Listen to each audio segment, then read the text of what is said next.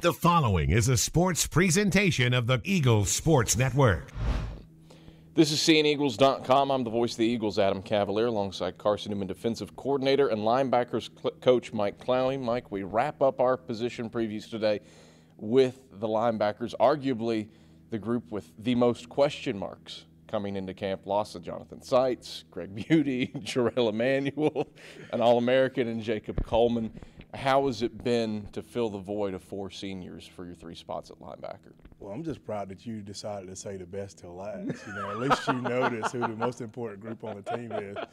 But it's been an exciting time for us, since the conclusion of last season. You go into last season knowing that you've got a group that's been there for a while, that, this is it for them. And, at the end of that, you'll hopefully have something to come out of it that you feel pretty good about going into the next season. And there are a couple guys in that group that, were carryover guys. Eric Kane has done a great job, working to put himself in position to be able to play. And Kyler Fry's done a great job of leadership. Graham Warren's a guy that's a carryover guy that was here last year that got a lot of work, played some special teams, and has done a good job competing this summer. But right now I'd say the biggest factor has been some of the new guys, to where we brought in Chris Dansby right now at Sam linebacker. Chris has done a great job coming and working to fit into the program and the Carson-Newman mold, and trying to do things the Eagle way is kind of what we call it. So right now that first group, coming out of yesterday's scrimmage, you're looking at, Chris at Sam and Eric Kane at Mike, and then at Will is kind of where we've been, a little bit back and forth. But, one thing that's exciting there is, Daryl Eubanks was a safety when he first got here, and we moved him to linebacker last year as his first year there. As a fifth-year senior that's now got a chance to play. He's kind of stepped up and filled that role. So, going into practice today, he'll work that first group there.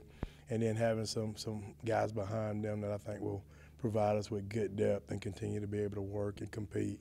At that Sam spot will be, Michael Ross and Deion Meadows and Devontae King is a freshman. And they'll continue to fight to see kind of who fills that second mic.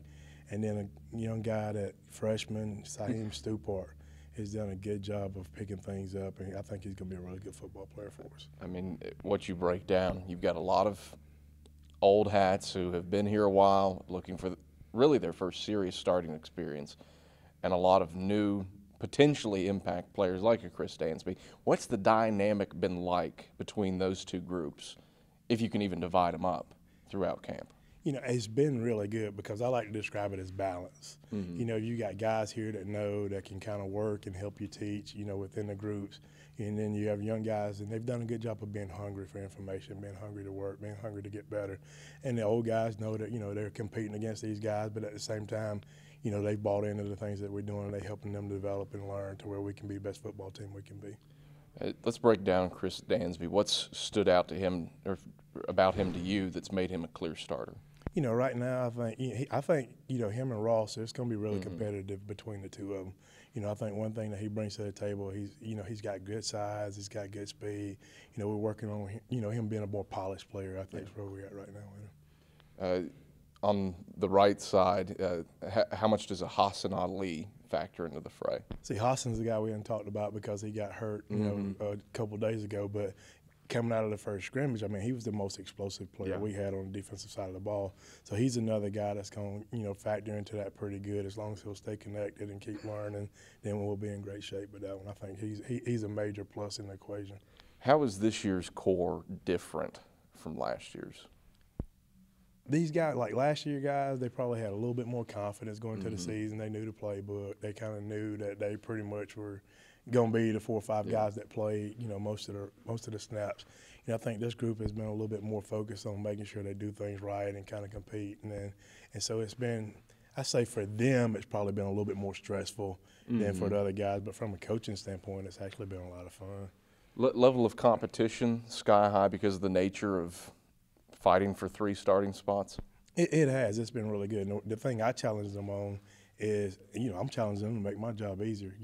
Somebody work to kind of separate to where they can kind of get some separation in that group. And that's kind of what I'm pushing for. Right now, I'd say we wind up with rolling a bunch of guys around trying to figure out who's the best fit. But it'd make my job a whole lot easier if one of them just jumped out and got it done completely and we go on. Who's been the closest to doing that? They have all really. It's been a really balanced group. In terms of just a high level all the time. High level all the time. The most consistent guy is Eric Kane. You know, he doesn't have the tools that a lot of other guys have, but he's consistent. I mean, you know exactly what you're gonna get out of him. Is that why you put him in the middle? He is the guy in the middle because of that reason. I mean, right now he's the leader in that group. Mike, thanks for the time. Thank you.